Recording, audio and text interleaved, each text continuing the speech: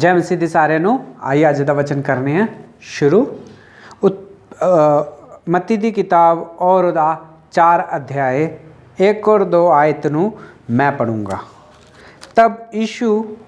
तब आत्मा यीशु को जंगल में ले गई ताकि इब्लिस से उसकी परीक्षा हो, और वह 40 दिन 40 रात तक निराहार रहा।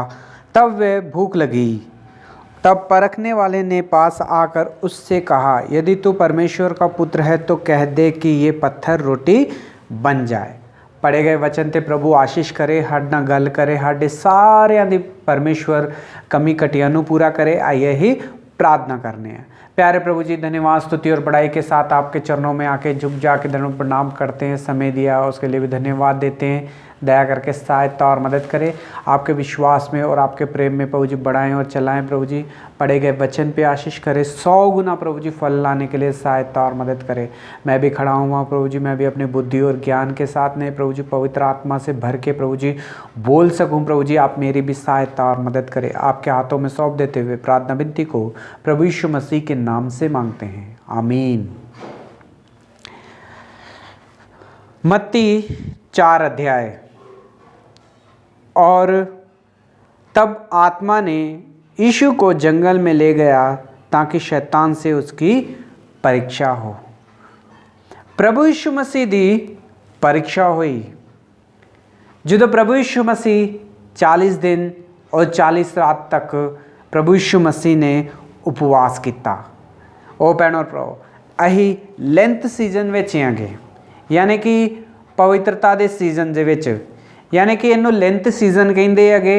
ਜਿਹੜੇ गुड फ्राइडे तो पहलों 40 दिन पहलों उपवास लोग करते हैगे। ਉਹ ਭੈਣੋ ਭਰਾਓ, बहुत लोग ਜਿਹੜੇ ਆ 40 दिन तक उपवास करते आ, बहुत वधिया गल आ। कई लोग 30 दिन तक उपवास करते आ, कई लोग 20, कई लोग 10, कई लोग हफ्ते ਨੂੰ एक बारी उपवास करते हैगे। ਉਹ ਭੈਣੋ ਭਰਾਓ, जितना भी उपवास करते आ कोई गल नहीं, परमेश्वर की महिमा होए और सानू उपवास भी करना चाहिए वा, क्योंकि उपवास जिहड़ी आ साडी आत्मा की उन्नति वास्ते उपवास हैगा।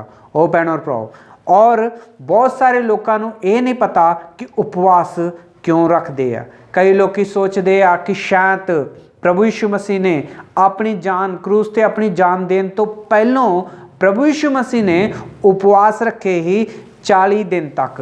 पर वचन की कहता वा ये बारे विच आइए ही वेखने आ। असीं वेखने आ कि प्रभु यीशु मसीह ने भी उपवास रखा वा 40 दिन और 40 रात तक।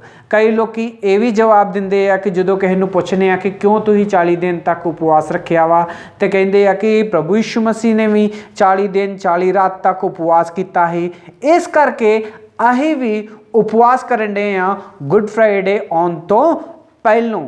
यानी कि उपवास की जी प्रार्थना वा ये 40 दिन चलती आ, पर यह गुड फ्राइडे तो पहलों चलती आ। ओ भैन और भराओ, अज परमेश्वर इस वचन के नाल साडे नाल गल करन दिया वा। प्रभु यीशु मसीह ने उपवास किदों कीता हैगा? क्रूस ते अपनी जान देने तो 40 दिन पहलों उपवास नहीं किया।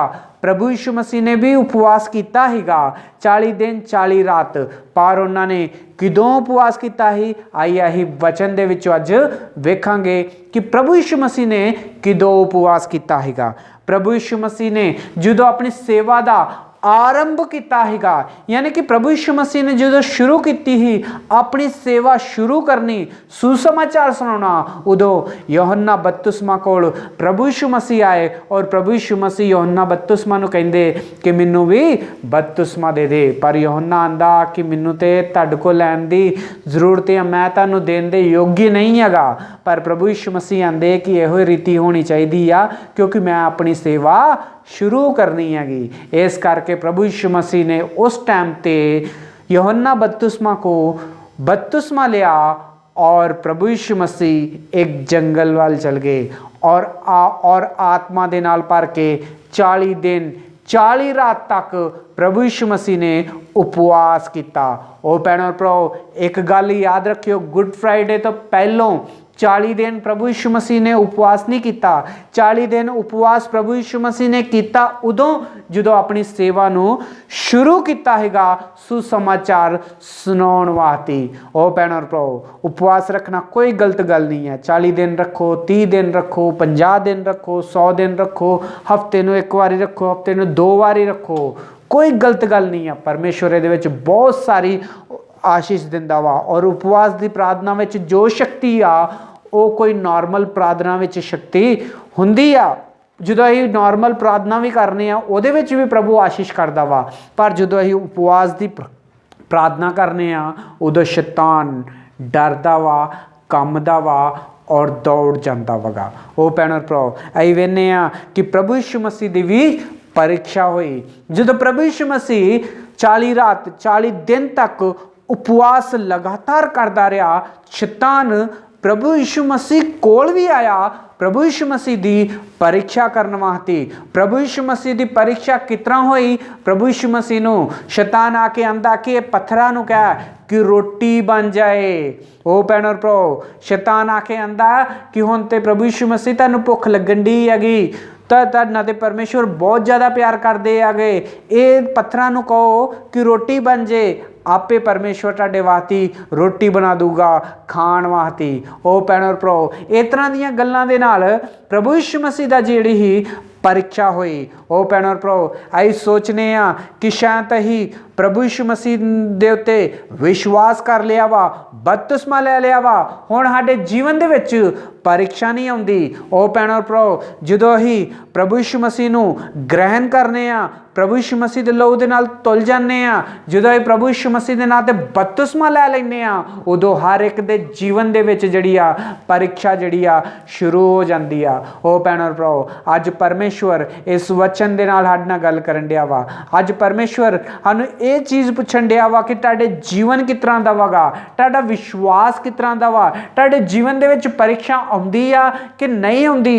जदों तुहाडे जीवन दे विच परीक्षा आउंदी आ तां तुसीं उहदे विच पास हो जांदे जे या फेल हो जांदे जे। ये परीक्षा जिहड़ी आ साडे जीवन दे विच इस करके आउंदी आ ताकि साडे जीवन नूं होर भी ज़्यादा स्ट्रॉन्ग कर सके, होर भी ज़्यादा उन्नति लैके आ सके, होर भी ज़्यादा ही आत्मा नाल भर जाइए। ओ भैणों भराओ, परीक्षा जिहड़ी आ हर एक इंसान दे जीवन दे विच आउंदी आ। हर एक इंसान दे जीवन दे विच कई लोकां दे जीवन दे विच परीक्षा हुंदी आ, कई लोग पास हो जाते आ और कई लोग उहदे विच फेल हो जाते आ। परीक्षा जिहड़ी आ हर किसी दी नहीं हुंदी, पर परमेश्वर परीक्षा हर किसी दी नहीं करदा। यानी कि जेड़े परमेश्वर दे विच नहीं आ ओदी भी परीक्षा नहीं हुंदी, जेड़े प्रभु यीशु मसीह नूं जानदा ही नहीं आ ओदी भी परीक्षा नहीं हुंदी, जेड़े प्रभु यीशु मसीह दे जेड़े कि मसीह लोकां दे विच पैदा होई हुंदे आ, चर्च भी जांदे आ, जे ओ भी मसीह दे विच नहीं आ ते उन्हां दी भी परीक्षा नहीं हुंदी। परीक्षा उन्हां दी हुंदी आ जेड़े प्रभु यीशु मसीह दे विश्वास करदे आ, जेड़े प्रभु यीशु मसीह दे नाम दे नाल तुल चुके आ, जिन्हां ने प्रभु यीशु मसीह दे नाम ते बपतिस्मा लै लिया वा। ओ भैणों भराओ, बच्चों की परीक्षा होंदी आ क्योंकि वो स्कूल जाते हैं, पर जेडे घर रहन वाले उन्हां दी परीक्षा नहीं होंदी।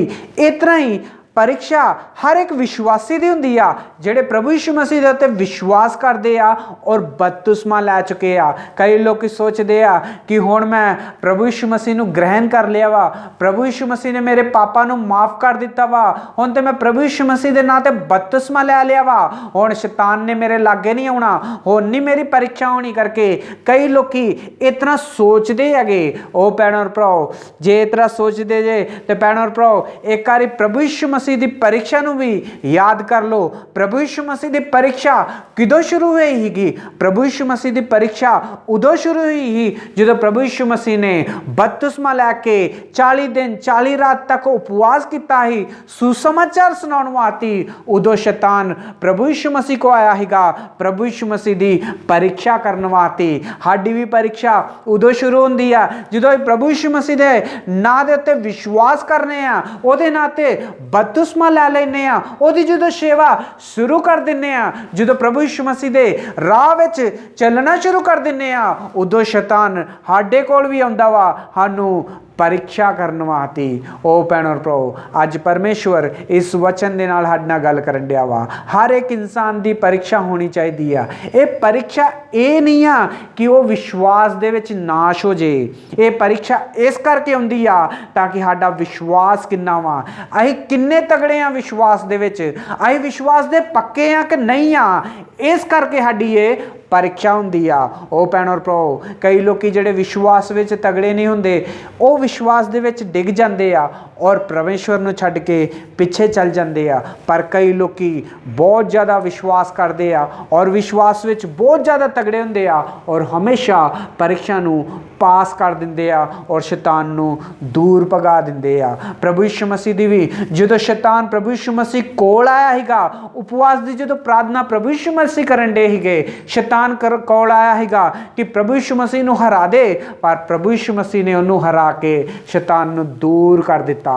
ओ भैन और भराओ कितना किता? उपवास दी प्रार्थना करके। ओ भैन और भराओ कई प्रार्थना ही करने आ, सवेरे उठ के करने आ, रात नूं करने आ, दोपहरां नूं करने आगे, कई बारी असीं कई चीज़ां दी वास्ते प्रार्थना करने आ पर कदी कदी हुंदा नहीं हैगा।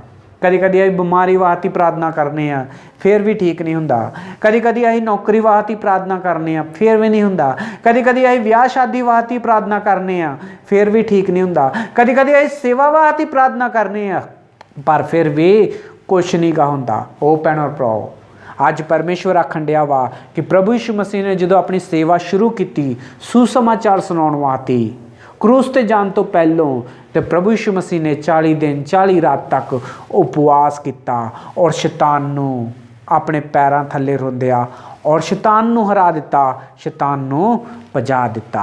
अज परमेश्वर आखन दिया वा जे तुहाडे भी कोई रुके हुए काम आ, जे प्रार्थना करन दे नाल भी नहीं होंदे तो परमेश्वर इस वचन दे नाल कहन दिया वा कि उपवास करो। उपवास करोगे तो तुहाडे काम जिहड़े आ सारे सफल हो गए। जे तुहाडे कोई भी काम विच रुकावट आउंदी आ, प्रार्थना करदे जे तो फिर भी नहीं होण दिया तो परमेश्वर आंदा वा उपवास करो। उपवास करोगे तो परमेश्वर उहदे विच आशीष देऊगा। जे रिश्ते टुटदे अगे बांधे नहीं आ तो परमेश्वर आंदा वा उपवास करके प्रार्थना करो, मैं सब कुछ ठीक करूँगा। बीमार जे कई बारी बीमारी आ, प्रार्थना की आ पर फिर भी ठीक नहीं होण दिया वा, परमेश्वर दे वचन में लिखिया कि उपवास करो। उपवास करोगे तो हर रोग जिहड़ा वा रोगी भी ठीक हो जाऊगा।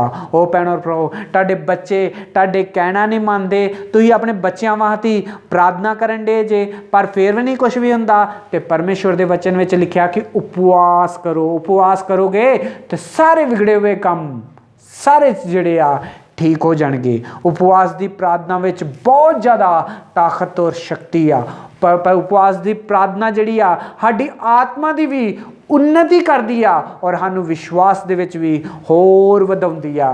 ओ भैन और भराओ असीं विश्वास दे विच कितना वधने हैगे, असीं जो बाइबल पढ़ने आ तो फिर परमेश्वर सानू दसदा वा और असीं विश्वास दे विच वध जांदे हैगे। ओ भैन और भराओ क्योंकि सानू वचन पढ़न दे नाल सानू वचन पता चल जांदा वा, पर जिहड़े पढ़े लिखे नहीं आ उन्हां दी उन्नति किस तरह होगी, वो अपने विश्वास दे विच किस तरह वधणगे। ओ भैन और भराओ वो सिर्फ उदों वधदे आ जदों लोकां को वचन सुनते हैगे, पर जदों लोकां को वचन सुनते आ उदों थोड़े दिन तक वेखदे आ और फिर तो पिछे हो जाते आ। पर जे उपवास रह के प्रार्थना करोगे तो परमेश्वर दे वचन में लिखिया वा कि वो इहो जिहियां वड्डियां वड्डियां चीज़ां नूं सानू समझाऊगा जिहड़े पढ़े लिखे लोग भी नहीं समझ सकते। जे उपवास रह के प्रार्थना करोगे तो परमेश्वर जे हर एक काम दे विच सानू सहायता और मदद करूगा। ओ भैन और भराओ पहले ही उपवास करने हाँ और सब कुछ सफल हो जाता है, पर अज ही उपवास करना छड़ दिता वा, सारे काम जिहड़े आ रुक गए आ गए। कई लोग लेंथ सीजन दे विच ही उपवास करते हैं 40 दिन 40 रात तक, बाद विच नहीं उपवास करते, कोई गल नहीं। पर जिहड़े उपवास हर हफ्ता करता वा, हफ्ते विच 2 वारी करता वा या 3 वारी करता वा या 10 दिन तक करता वा, 50 दिन तक 40 दिन तक, परमेश्वर उहदे जीवन दे विच आशीष दिंदा वा, उहनूं पवित्र आत्मा दे नाल भर दिंदा वागा। ओ भैन और भराओ जदों असीं उपवास की प्रार्थना करने आ, उपवास विच रह के प्रार्थना करने आ, उदों साडे जीवन दे विच आत्मी उन्नति हुंदी आ। आत्मिक चीज़ां नूं असीं सिੱਖਨੇ आ, परमेश्वर दे नाल जुड़ जाने आ और परमेश्वर साडे नाल जुड़ जांदा वा। जे असीं उपवास दी प्रार्थना करने आ ते शैतान साडे कोल आउण तो भी डरदा वा, साडे कामां दे विच रुकावट करन तो भी डरदा वा, सानूं किते पाप विच सुੱਟਣ तो भी वो डरदा वागा। ओ भैणों और भराओ, प्रभु यीशु मसीह ने 40 दिन 40 रात तक उपवास कीती सेवा शुरू करन तो पहलों, पर शैतान उन्होंने हरा नहीं सकिया। प्रभु यीशु मसीह नूं दौड़ गया प्रभु यीशु मसीह के विश्वास नूं वेख के, क्योंकि प्रभु यीशु मसीह 40 दिन 40 रात तक उपवास विच ही गए। ओ भैणों भराओ, आम प्रार्थना ही बड़ी करके वेख ली है, पर अज परमेश्वर आंदा वा कि उपवास की प्रार्थना जे करोगे